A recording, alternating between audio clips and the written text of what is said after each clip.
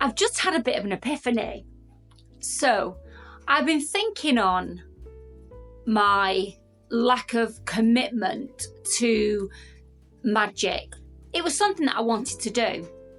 So why am I not driven enough to do the foundational work, which is the meditation, the daily cleansing?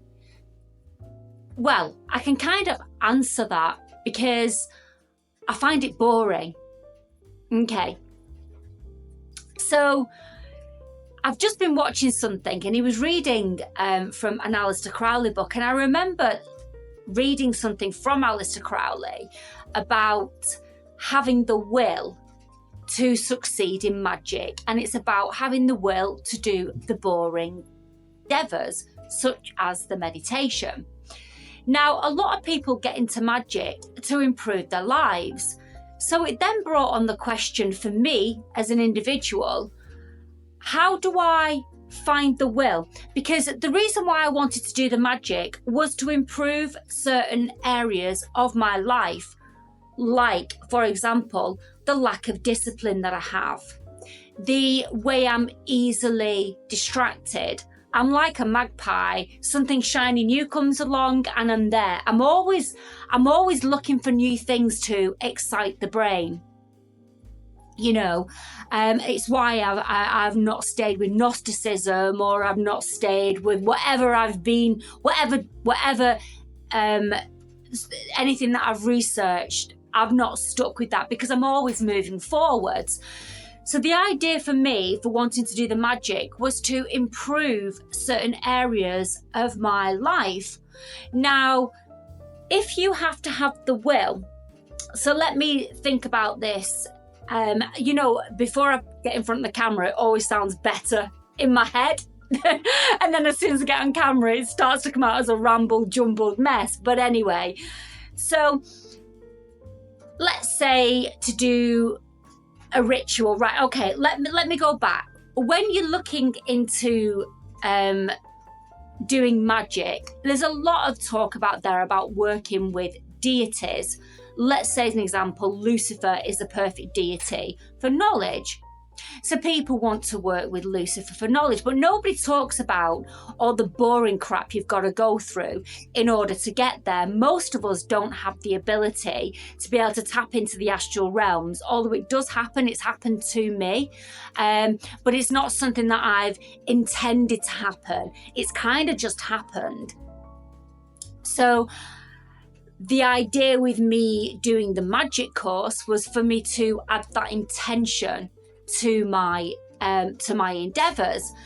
So it's not talked about all the boring stuff you have to do in order to be able to communicate with these deities, you know, to be able to be assured that what you're experiencing isn't spiritual psychosis. You know, you're not just making it up in your head. It is an actual experience. But how does one get to that point to improve their will, as an example? So let's say do a ritual to improve their will, when you've got to go through the very things that you're fighting against in order to get to the end result. Does that make sense?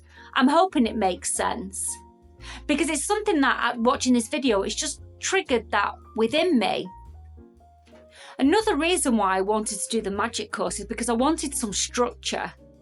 But the very nature of me is I don't like structure. I actually push against it. So again, how would one use magic to overcome, let's say, the darker element of their shadow side, to overcome that which is maybe not seen as a favourable aspect of their personality? So let's take the elemental. So Franz Bardon talks about elemental magic and using energies of the elements in order to improve. So if you're not feeling very creative, you would work with the element of fire. If you are feeling overly anxious, you would work with the element of water or earth to ground yourself. You know, it's about opposing elements. But in order to work with those elements, you have to do meditation and visualization. So that's become a bit of a quandary for me. How do you use magic to get past those parts of yourself in order to use the magic to break the patterns and enhance that part of yourself? That is one conundrum. But the very fact that there was structure involved, I pushed back against, like, there were books that were being suggested that I didn't want to read. The certain areas such as the poppet magic, which I've talked about in another video, which I simply didn't want to do. So, you know, how does one advance? And especially, you know, this kind of journey, it's a very lonely journey. Again, part of my wanting to do something that was structured by somebody else was to hopefully bring in the element of community, and that didn't happen, or because, you know, it is a very lonely journey. Magic is a lonely individual journey. Now, there are covens out there that you can join, and you know, you can do ritual with other occultists or witches, whatever term you want to use.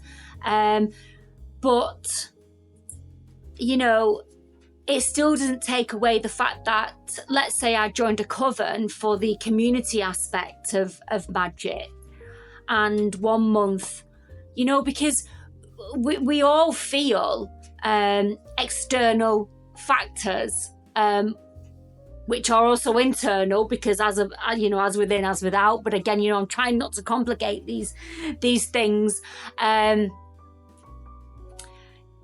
It is about mindset.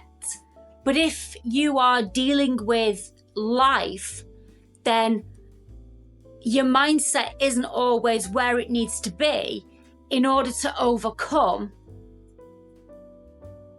the battles of getting your mindset. You know what I'm trying to say? And again, you know, I go back to regarding the mindset thing. There are all these gurus online that are selling courses of how to do all of this, you know, improve the mindset. And again, I've mentioned this in other videos. They're missing out fundamental aspects of what it means to get past the difficulties that people have. Not everyone is a superstar. Not everyone is born to be an entrepreneur. Not everyone is born to earn 50, 60k a month. However, I'm fully aware that we all you know, each of us that don't, that are not operating to our highest self, that they are our own blockages. So again, the magic for me was to get past those blockages that I have in order to become my best self. And I'm not saying, you know, it's, you know, everybody's success story is completely different, you know. So I'm going to add a caveat to everything that I've just said there. Magic can equally destroy your life. So again, I don't know how that would happen. There are things that you need to put in place. I'm not that far on in my journey to be able to talk to you about that, but I have heard magicians talk about the darker side of magic. We know that everything has to happen on the metaphysical level in order to change the physical. That's where it all starts. That's where it all begins. This is why tarot is a great guide, because it's all, you know, the tarot is able to tap into the subconscious. It's using symbolism to tap into the subconscious.